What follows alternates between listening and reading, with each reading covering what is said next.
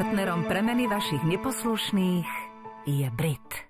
Priatelia, určite čakáte, že idem riešiť nejaký problém. Ja však idem tam, kde robia všetko preto, aby žiadny problém nenastal a aby ma psíci nikdy nepotrebovali. Zuzka, ahoj! Milí diváci, asi sa čudujete, kde sme, ale prišli sme sa pozrieť, ako vyzerá chov psíkov, akým spôsobom vlastne sa staráš o šteniatka od pôrodu, alebo možno ešte aj pred pôrodom. Tak keď žena čaká babatko, hej, veškerá pozornosť a všetko venujem vlastne jej. Ty máš aj nejakú robotu, alebo sa venuješ iba tým šteniatkam? No, lebo to je od rána do večera, aj v noci predpokladám. No to mi hovor. Vyspíš sa? Nie. Ale teda som doma 24/7, jak sa hovorí. Že majú tvoju plnú pozornosť. Úplnú. Od narodenia až pokým ich takto nedám do nejakej skvelej rodiny. V akom veku zvyknú odchádzať od teba? Keď majú 12 týždňov plus 21 dní, keď sú zaočkovaní na vlastne vakcínu, keď majú na besnotu. Áno. Keď idú do zahraničia.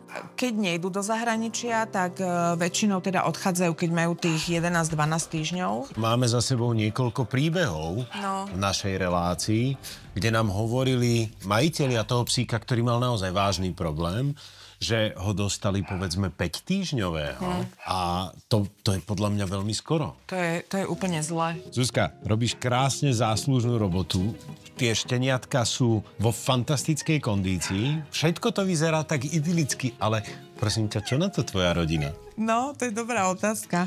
Vy ste sa mali môjho manžela opýtať ešte, že tu není. No je to náročné, ale keďže ma milujú, tak mi to tolerujú. A čo keby sme ich teraz zobrali na chvíľku von?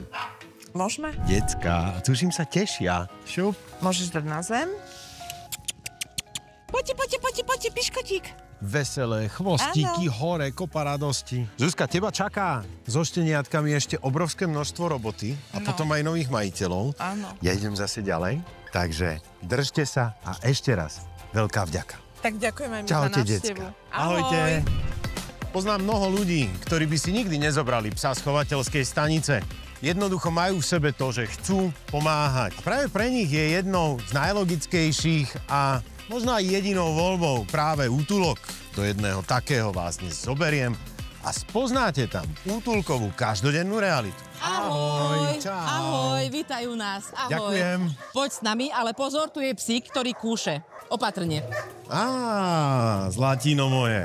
No, on sa narodil v strašne špinavej a tmavej maštali, je tu aj so svojimi súrodencami. Dobre.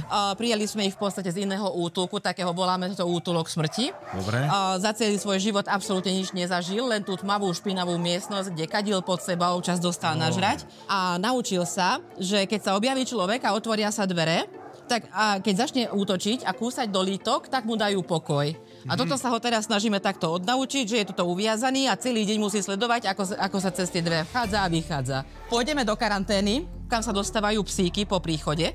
Do karantény sa nikto nedostane, takže poďte, ideme sa tam pozrieť spolu, aby ste vedeli, ako to môže vyzerať v tých častiach útulku, do ktorých nemá verejnosť nikdy prístup. Nech sa páči, kľudne choď rovno.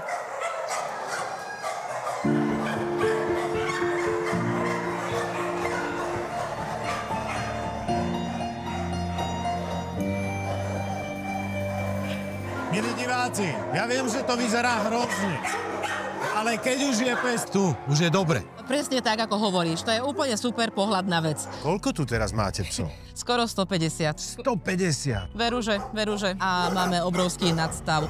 Máme pohodlnú kapacitu na 90 psov. Čiže 60 psov navyše. Aká je cesta týchto psov sem k vám do útulku? Priama cesta do útulku vedie z ulice. Ani jeden pes sem neprišiel dobrovoľne. Každý jeden pes tu skončil ľahostajnosťou človeka. Koľko z nich sa dostane do nových rodín? No momentálne sme na čísle okolo 3500. 3500 psíkov sme umiestnili. Ďakujeme. Gratulujem. Veronika, máte pred sebou obrovské množstvo každodennej roboty. Tak aspoň trošku pamlskov pre všetkých. Ďakujeme veľmi pekne. Aby bolo s čím trénovať. Ďakujeme. Veľká vďaka za všetko. Maj sa krásne. Ďakujeme Ahoj. veľmi pekne. Ďakujeme. Ahoj.